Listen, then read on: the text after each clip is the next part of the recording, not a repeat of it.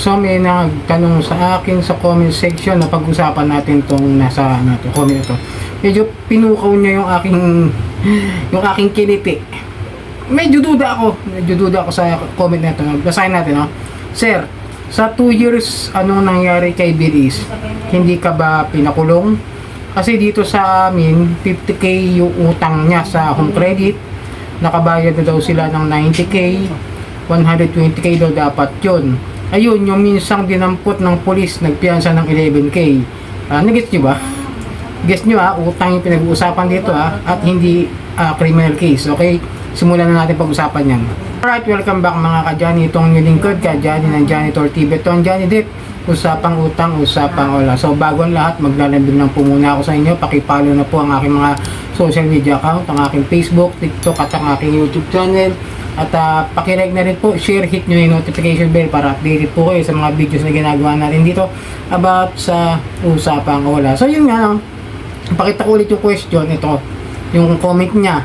For 2 years daw ba hindi ako pinakulong ni Bilis? Doon natin simulan, i-analyze ko lang yung kanyang komento. At hindi natin siya dinidegrade, no? Medyo questionable kasi yung tanong niya. Yung tanong niya, tanong pa rin. Di ba? Kung pinakulong daw ba ako? Actually, hindi di ba? Ang dami kong ginawang videos about sa Bilis. Meron ako last 3 months ago na sinabi ko nga sa video na yon na hindi nangungulit, legit si Bilis, kahit na gano'ng katagal na yung utang ko, wala akong naranasang harassment, wala akong masyadong text, wala akong masyadong calls, walang mga emails masyado. Basta kada buwan nag-i-email lang siya na nagre-remind na yung aking mga overdue. Walang ganong klaseng pagpapakulong. Okay? Walang kulong kasi. Totoo naman wala naman lang nakukulong sa utang. Di ba sabi nga rin sa inyo, may 2 years din akong naging utang sa isang legit na isang lending company, yung Ion. For 2 years yun, understand 2 years din. Katulad ito, Bilis, 2 years din. May Digido ako, 2 years din. Pero yung Digido na yun, sobrang laki na binayad ko, kaya hinihintay ko rin sila. Pero ito si Bilis, ito kausap. Pero ito, yung Ion ko for 2 years, kinausap pa rin nila ako, kumuha pa rin sila ng third party collection, yun ang nakipag-transaction sa akin. And then, I settled it pa rin naman. Para kahit paano hindi naman tayo magkaroon ng problema sa ating credit score. Okay? Then, after that, na-clear naman yung lahat ng utang ko sa Ion. Then, after that, itong bill is, bala ko ring gawaan ng legal settlement din. Ganyan, yung payment settlement nila na inaalok sa akin. Pero yung kulong, wala akong naranasan ikukulong ako o something like that, no? Medyo malabo pa sa sabaw ng pusit. Pero yung sa sinasabi nito na nag-comment na dito raw sa amin, specific, no, dito sa amin, wala siyang binanggit na nasaksihan niya o talagang siya mismo yung nakakita na maaring narinig lang ito kumbaga hearsay di ba? Alam niyo naman tayo mga Pilipino, may narinig akagad yun na siguro inisip na yun yung nangyari. Maring hindi. Ngayon 50k daw yung utang nitong taong binabanggit niya sa home credit. Nakabayad daw sila ng 90k. Di ba? Medyo questionable sa akin medyo magulo yung part na yon. Baka may kwento nito, dumating sa isa, nagbago yung kwento. Hanggang sa napunta sa kanya, comment siya. Tingnan ko naman yung niya, yung account. Mukhang legit naman.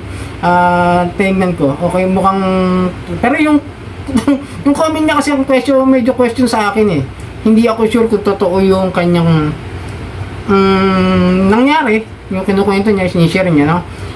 Then nakabayad ng araw ng almost 90,000. Tapos 100k daw, 120k daw dapat yung babayaran ng tao. Na minsan daw dinampot ng pulis. Tapos nagpiyansa ng 11k. How audacity, di ba? Very audacity yung mga ganong klase. Medyo nagtaka ako kasi pinadampot para sa 120,000. Tapos pinagpiyansa. Saan napunta yung pera? Di sa pulis, hindi doon sa home credit, di ba? Hindi doon sa lending company. Medyo doon pala magtataka na ako. Nag-isip na ako, parang may hindi tamang senaryo. Tapos pulis nga raw, pinadampot. Alam naman siguro ng mga pulis na bawal yun, lalo pagka sa usapang utang lang naman. Ngayon, unang-una tandaan nyo kapag kayo dinadampot ng pulis, pinuntahan kayo dyan, wag agad-agad kayo sasama, wag kayong agad-agad tatanggap ng gano'n. Kasi mamaya yung arrest warrant o something warrant of arrest nila, yung mga aresto nila, mandato nila, hindi natin sigurado kung legit ba yan o hindi. Baka mamaya may makakakilala lang na pulis. Minsan, dati dati may mga nababasa na akong ganyan na parang ganyan ang ginagawa ng ibang mga sabihin natin mga ibang lending company, may mga gumagawa talaga noon. Kasi nga, naging talamak na yung mga ganyan na nagkaroon unfair debt collection practices. Okay? Linawin natin yan. Then, by that, pagka sa mga usapang ganyan, hindi mo pwede sabing stop kasi nagbayad di ba? 50k yung utang, nakabayad na 90k, bayad na halos sobrang na nga sa interest maaari tapos papadampot ka pa sa pulis, di ba? Medyo illogical yung dating sa akin kapag ganito yung mga sinasabi na bayad ka na nakapagbayad na 90k tapos hinuli pa rin, di ba? Pagka ganun, tanungin nyo yung pulis sa nag-aaresto sa inyo, tapos sabihin niyo kung totoo po yan, pwede ko bang tawagan muna yung department ninyo kung saan kayo naka-assign, kung saan kayo nakaposte. Sige, sabihin natin si PO1, something like that. Example lang to, si PO1 Esguera, dito ako ngayon sa Camp Crame, sa division ng anti-fraud, ganun. Tapos ngayon, para malaman nyo kung legit o hindi, tawagan nyo yung number ng kanyang hepe o ng kahit sino rin kung talagang totoo. Maaari kasing nililin lang kayo. Biruin nyo, diba? Yan, sa 11 kids, kukunin. Medyo talagang nagtaka lang ako. Tapos kunin nyo yun. Tapos kunin nyo lahat ng detalye. Kung maaari, pagka ganyan na kayo, pinipigit kayo pasama, humingi kayo ng tulong sa mga kasama nyo sa bahay o kaya tumawag kayo ng kahit barangay para sa pag-assist sa inyo na hindi nyo alam kung bakit kayo na-arrest at kung sino yung nagre-reklamo. Kasi pag sinabing nagre-reklamo yung lending company, medyo may issue talaga yon para iparesto ka gamit ang pulis. Kasi ang pwede lang gawin ng isang lending company, ito lang galing na ako sa PNP. Nilinaw na sa amin yan na ang pwedeng gawin lamang ng mga lending company kapag naniningil ay magsampa ng kaso sa small claims at ito ay kasong sibil lamang at hindi kriminal na kaso. Okay? Yan, ngayon kung may panlulokong ginawa, gumamit ng peking ID, pwede siguro. Paano kung katulad yan, bayad naman pala ng halos 90,000 doon sa 50,000 na inutang, di ba? Medyo questionable Medyo question talaga sa akin itong comment na ito ng ating isang subscriber. Pagka ganun ang ginagawa, tandaan ninyo, pwede rin humingi ng tulong sa ibang pulis din. Sabihin niya may pumunta rito, pag napatunayan ng pulis yun, kaibigan niya yung isang agent na yun, matatanggal pa siya sa serbisyo. Yung lending company pwede rin ireklamo, di ba? Mawawalan sila ng lisensya kapag ganun. Kung ganun talaga yung ginagawa. Ito hindi ito sa comment section to, hindi galing sa akin to. Ina-analyze ko lang po yung mga lending company na sinabi nila. Like example kasi, kung siyang credit may problema kayo, i-file nyo ng reklamo kung may problema kayo dyan sa SEC, kung samang interest, sabi nyo sa interest, kung may paglabag sila sa unfair debt collection, pwede sa SEC naman muna yan Ngayon kung may harassments na ginagawa sa pag pumupunta sa bahay yung mga home credit ayon sa inyo, hindi ako kasi wala naman akong experience yan nililinaw ko lang. Ngayon pag medyo may harassment ginagawa yung agent, pwede nyo na rin naman ireklamo yan sa barangay nyo kapag medyo may pinapahiyaan na kayo, sinisigawan na kayo na hindi maganda o may sinasabing hindi maganda. Okay? Kasi ako naranasan ko na mapuntahan ng mga legit na lending company. Wala naman ako naging problema. Nakikipag-usap naman na maayos yung iba ron at pati yung mga third party collection nila. Ganun lang. Pero kapag ganito nangyari sa inyo, tandaan nyo, kunin nyo yung pangalan ng pulis, saan departamento siya, ano yung kaso mo, linawin ninyo, tanongin nyo kung saan korte ba isinampayat, kung saan korte inilabas yung warrant of arrest ninyo, para saan ka, ano ba, estafa ba yan, swindling ba yan, something kasi pag utang pinag-uusapan, tandaan nyo, hindi pwede kayo makulong, hindi kayo pwedeng basta dampot-damputin lang dyan, bawal na bawal po yan. Paano kung nagpapanggap pa yun na pulis lang, nagpanggap siya, identification of identity, di ba? Identification theft, o nagpapanggap, patawag doon, falsification kasi may mga baka may ginamit pa siya ng mga dokumento na hindi naman totoo katulad ng warrant of arrest, di ba?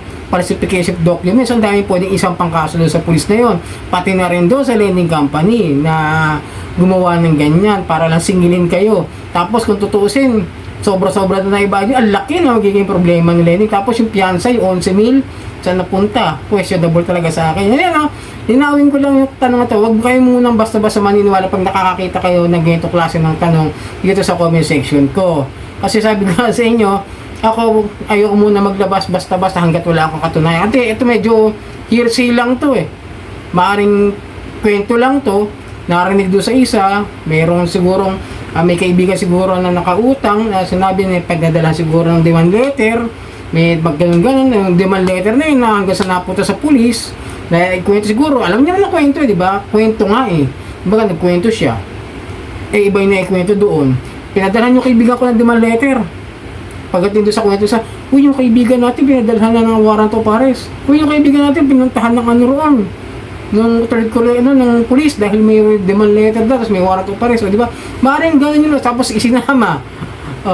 May sinama sa gano'n. Sabi nga, hindi natin sigurado, we are not in there para mapatunayan yung allegations ng comment na ito. So yun, mga kanyay, kung sakasakali mangyari sa inyo, tandaan nyo ha, may karapatan kayong kunin yung impormasyon din ng police kasi nangyari sa akin yan doon sa nung na-read yung company na pinapasungan ko dati, legit naman yung operation, pero kung mga ganito, tungkol sa utang-usapan, tapos may police na involved, medyo alamin nyo yung katotohanan kung police ba talaga yan, o kung talaga meron kayong kaso na estapas, lending, o fraud, something like that.